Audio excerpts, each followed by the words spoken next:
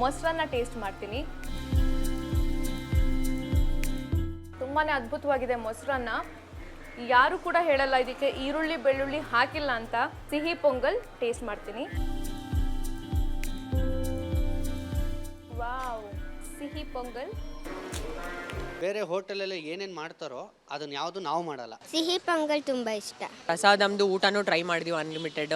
Very clean and very ನೀಟಾಗಿರುತ್ತೆ. ಏನೇನು ಪ್ರಸಾದ ತಿನ್ನಬೇಕು ಅಂದ್ಕೊಂಡಿರ್ತಾರೋ ಸ್ಯಾಟಿಸ್ಫೈ ಆಗಿ ತಿನ್ಬೋದು. ಜನರ ಡಿಮ್ಯಾಂಡ್ ಜಾಸ್ತಿಯಾಗಿ ಚಿತ್ರಾನ್ನ ಕೂಡ ಖಾಲಿ ಆಗೋಗಿದೆ. ಕೊನೆಗೆ ಉಳ್ಕೊಂಡಿರೋದು ಖಾರ ಪೊಂಗಲ್ ಅಷ್ಟೇ. ಸೊ ಇದನ್ನು ಟೇಸ್ಟ್ ಮಾಡಿ ಹೇಳ್ತೀನಿ.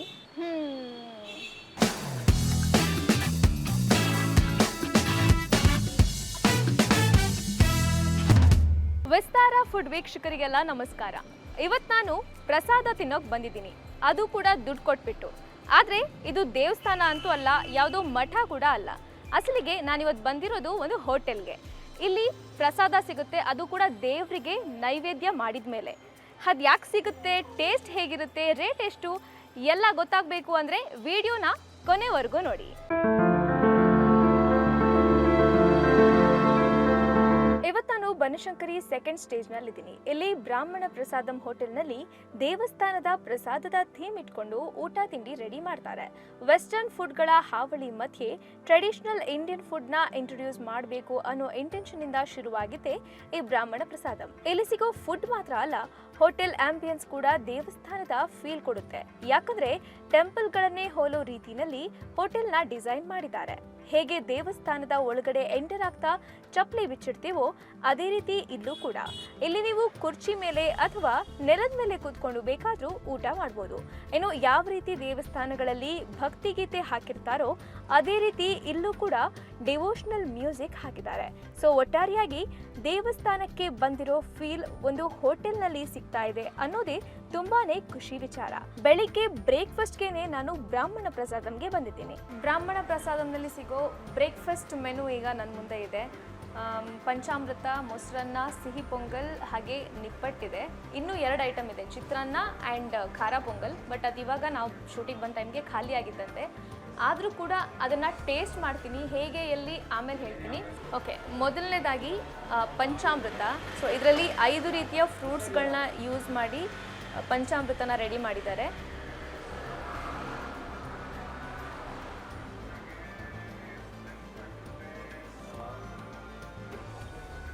ಪಂಚಾಮೃತ ತುಂಬಾ ಟೇಸ್ಟಿಯಾಗಿದೆ. ಬೆಳಿಗ್ಗೆ ಬ್ರೇಕ್ಫಾಸ್ಟ್ಗೆ ಒಂದೊಳ್ಳೆ ಹೆಲ್ದಿ ಸ್ಟಾರ್ಟ್ ಅಂತಲೇ ಹೇಳ್ಬೋದು. ಸೊ 4-5 ರೀತಿ ಫ್ರೂಟ್ಸ್ ಹಾಕಿಬಿಟ್ಟು ಚೆನ್ನಾಗಿ ಮಾಡಿದ್ದಾರೆ. ತುಂಬ ಸ್ವೀಟ್ ಅಂತ ಇಲ್ಲ, ಲೈಟಾಗಿ ಮೈಲ್ಡ್ ಆಗಿದೆ. ಒಟ್ಟಿನಲ್ಲಿ ಬ್ರೇಕ್ಫಾಸ್ಟ್ಗೆ ಒಳ್ಳೆ ಸ್ಟಾರ್ಟ್. ಡೆಫಿನೆಟಾಗಿ ಟ್ರೈ ಮಾಡ್ಬೋದು. ಪ್ರಸಾದ ಅಂತ ಹೇಳಿದ್ಮೇಲೆ ಅದ್ರ ಬಗ್ಗೆ ನಾವು ಕಮೆಂಟ್ ಮಾಡೋ ರೀತಿಯೇ ಇಲ್ಲ, ಯಾವಾಗಲೂ ಮೈಲ್ಡಾಗೇ ಇರುತ್ತೆ. ಸೊ ನೆಕ್ಸ್ಟು ಮೊಸರನ್ನ ಟೇಸ್ಟ್ ಮಾಡ್ತೀನಿ.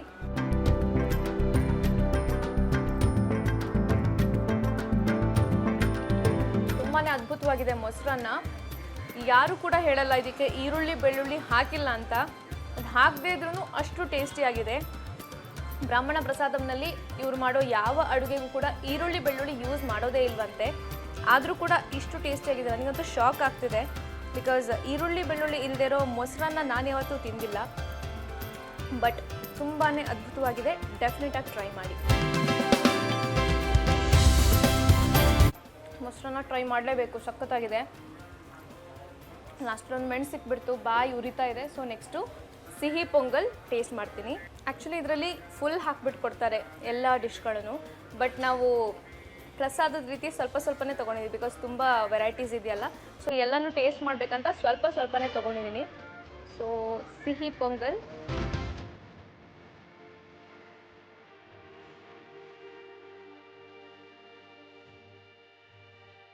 ವಾವ್, ಸೇಮ್ ದೇವಸ್ಥಾನಗಳಲ್ಲಿ ಹೆಂಗೆ ಸಿಗುತ್ತೋ ಅದೇ ರೀತಿ ಇದೆ, ಚೂರು ಡಿಫ್ರೆನ್ಸ್ ಇಲ್ಲ.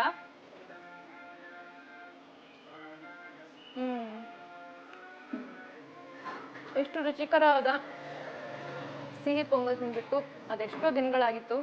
ಸೊ ಬ್ರಾಹ್ಮಣ ಪ್ರಸಾದಂನಲ್ಲಿ ತಿನ್ನೋ ಅಪರ್ಚುನಿಟಿ ಸಿಕ್ತು. ನನಗಂತೂ ತುಂಬ ಖುಷಿ ಆಗ್ತಿದೆ, ಸಿಕ್ಕಾಪಟ್ಟೆ ಇಷ್ಟ ಆಯಿತು.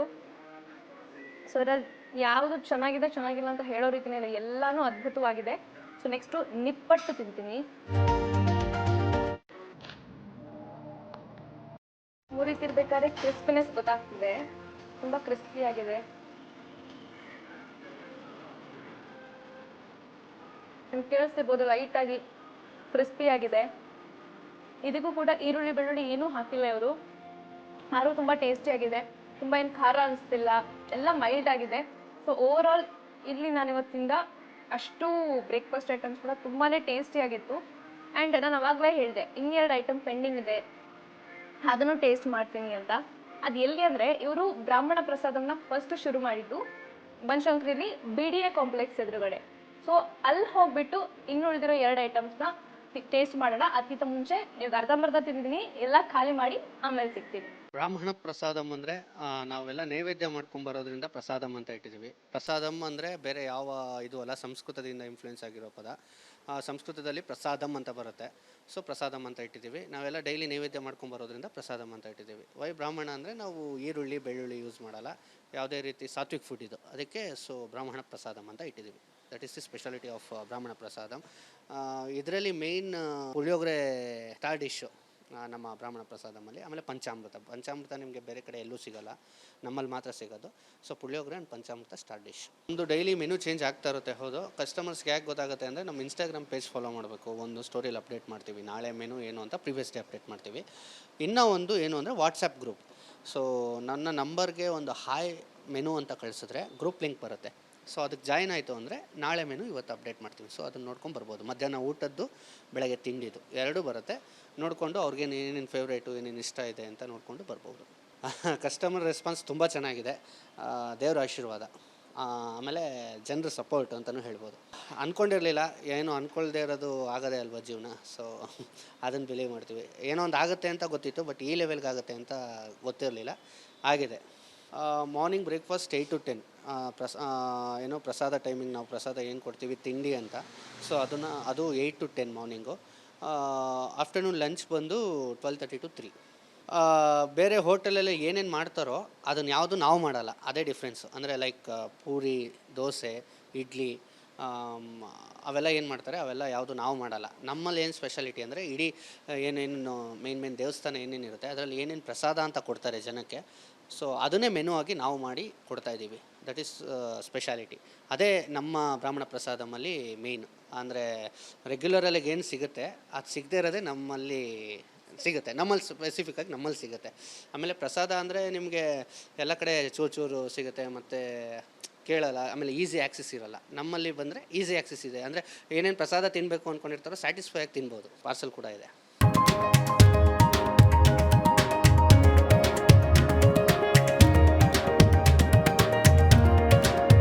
ಬ್ರಾಹ್ಮಣ ಪ್ರಸಾದಂ ಮೊದಲು ಶುರುವಾಗಿದ್ದು ಇದೇ ಜಾಗದಲ್ಲಿ.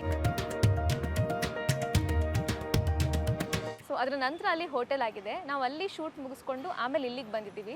ಸೊ ಅಲ್ಲಿ ಚಿತ್ರಾನ್ನ ಮತ್ತು ಪೊಂಗಲ್ ಖಾಲಿ ಆಗಿತ್ತು. ಸೊ ಇಲ್ಲಿ ಇಡಕ್ಕೆ ಹೇಳಿದ್ವಿ, ಬಟ್ ಜನರ ಡಿಮ್ಯಾಂಡ್ ಜಾಸ್ತಿಯಾಗಿ ಚಿತ್ರಾನ್ನ ಕೂಡ ಖಾಲಿ ಆಗೋಗಿದೆ. ಕೊನೆಗೆ ಉಳ್ಕೊಂಡಿರೋದು ಖಾರ ಪೊಂಗಲ್ ಅಷ್ಟೇ. ಸೊ ಇದನ್ನು ಟೇಸ್ಟ್ ಮಾಡಿ ಹೇಳ್ತೀನಿ.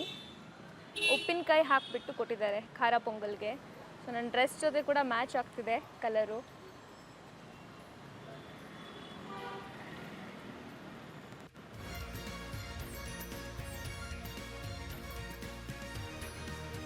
ತುಂಬ ರುಚಿಯಾಗಿದೆ. ಸೊ ಉಪ್ಪಿನಕಾಯಿ ಜೊತೆ ಟ್ರೈ ಮಾಡ್ತೀನಿ. ಉಪ್ಪಿನಕಾಯಿ ಜೊತೆ ನೆಕ್ಸ್ಟ್ ಲೆವೆಲ್, ಬಿಕಾಸ್ ಉಪ್ಪಿನಕಾಯಿ ಕೂಡ ತುಂಬಾ ಟೇಸ್ಟಿಯಾಗಿದೆ. ಸೊ ಖಾರ ಪೊಂಗಲ್ ಕೂಡ ನನಗೆ ತುಂಬ ಇಷ್ಟ ಆಯಿತು. ನಾನು ಇದನ್ನ ತಿಂದು ಖಾಲಿ ಮಾಡ್ತೀನಿ. ಅಲ್ಲಿ ತನಕ ಕಸ್ಟಮರ್ಸ್ ಏನು ಹೇಳ್ತಾರೆ ಅಂತ ಕೇಳ್ಕೊಂಬನ್ನಿ. ವೀಕ್ಲಿ 2 to 3 times ಬರ್ತೀನಿ. ತುಂಬ ಚೆನ್ನಾಗಿದೆ. ಇದು ಫುಡ್ ಪೇಜಸ್ನಲ್ಲಿ ನೋಡಿದೆ ನಾವು. ಸಿಹಿ ಪೊಂಗಲ್ ತುಂಬ ಇಷ್ಟ. ಪ್ರಸಾದಮ್ದು ಊಟನೂ ಟ್ರೈ ಮಾಡಿದ್ವಿ, unlimited. Very clean and very ನೀಟಾಗಿರುತ್ತೆ. And food is also very tasty, I would say. ಚೆನ್ನಾಗಿದೆ, ತುಂಬ ಹೈಜೀನ್ ಇದೆ. ಸ್ವೀಟ್ ಪೊಂಗಲ್, ಆಮೇಲೆ ಪಂಚಾಮೃತ. ಫ್ಯಾಮಿಲಿ ಕರ್ಕೊಂಡ್ಬಂದಿದ್ದೀನಿ ಬೆಳಗ್ಗೆ ಮಕ್ಕಳನ್ನ. Taste is very good. ಬ್ರಾಹ್ಮಣ ಪ್ರಸಾದಂನಲ್ಲಿ ಮಧ್ಯಾಹ್ನ ಊಟ ಕೂಡ ಪ್ರಸಾದದ ರೀತಿನೇ ಇರುತ್ತೆ. ಅಂದರೆ ಅಥೆಂಟಿಕ್ ಆಗಿ ಬಾಳೆ ಎಲೆಯಲ್ಲಿ ಊಟ ಬಡಿಸ್ತಾರೆ. ಇವತ್ತು ನಾವಿಲ್ಲಿ ಬರೀ ಬ್ರೇಕ್ಫಾಸ್ಟ್ ಮಾತ್ರ ಟ್ರೈ ಮಾಡಿದ್ದೀವಿ. ಲಂಚ್ ಕೂಡ ಅಷ್ಟೇ ಅದ್ಭುತವಾಗಿರುತ್ತೆ ಅಂತ ಇಲ್ಲಿನ ಕಸ್ಟಮರ್ಸ್ ಹೇಳ್ತಾ ಇದ್ರು. ಬ್ರಾಹ್ಮಣ ಪ್ರಸಾದಂ ಲಂಚ್ ರಿವ್ಯೂ ಬೇಕು ಅಂದರೆ ಕಾಮೆಂಟ್ ಮಾಡಿ. ಹಲವು ರೀತಿಯ ದೇವಸ್ಥಾನಗಳ ಫುಡ್ ಅಂದರೆ ಪ್ರಸಾದಗಳು ಒಂದೇ ಜಾಗದಲ್ಲಿ ಸಿಗಬೇಕು ಅಂದರೆ ಬ್ರಾಹ್ಮಣ ಪ್ರಸಾದಂಗೆ ನೀವು ಬರಲೇಬೇಕು. ದೇವಸ್ಥಾನದ ಊಟ ತಿಂಡಿ ನಿಮ್ಗೆ ಮುಂಚೆಯಿಂದನೂ ಇಷ್ಟ ಆಗಿದ್ರೆ ಡೆಫಿನೆಟ್ ಆಗಿ ಇಲ್ಲಿ ಸಿಗುವಂತಹ ಫುಡ್ ಕೂಡ ಇಷ್ಟ ಆಗುತ್ತೆ. ಬಟ್ ಎವ್ರಿ ಮಂಡೇ ಅಂದರೆ ಪ್ರತಿ ಸೋಮವಾರ ಬ್ರಾಹ್ಮಣ ಪ್ರಸಾದಂ ಕ್ಲೋಸ್ ಆಗಿರುತ್ತೆ. ಸೊ ಬಾಕಿ ದಿನ ಬಂದರೆ ನೀವಿಲ್ಲಿ ದೇವರಿಗೆ ಯಾವುದೆಲ್ಲ ನೈವೇದ್ಯ ಇಡ್ತೀವಿ ಅಂತಹ ಆಹಾರಗಳನ್ನು ಎಂಜಾಯ್ ಮಾಡ್ಬೋದು. ನಿಮಗೆ ಈ ಕಾನ್ಸೆಪ್ಟ್ ಹೇಗನ್ನಿಸ್ತು ಅಂತ ಕಾಮೆಂಟ್ ಮಾಡಿ. ಹಾಗೆಯೇ ವಿಡಿಯೋ ಇಷ್ಟ ಆಗಿದ್ರೆ like, share and subscribe to Vistara food. ಪ್ರತಿ ಕ್ಷಣದ ಸುದ್ದಿಗಳಿಗಾಗಿ ವಿಸ್ತಾರ ನ್ಯೂಸ್ ಆಪ್ ಡೌನ್ಲೋಡ್ ಮಾಡಿ. ವಿಸ್ತಾರ ನ್ಯೂಸ್, ನಿಖರ ಜನಪರ.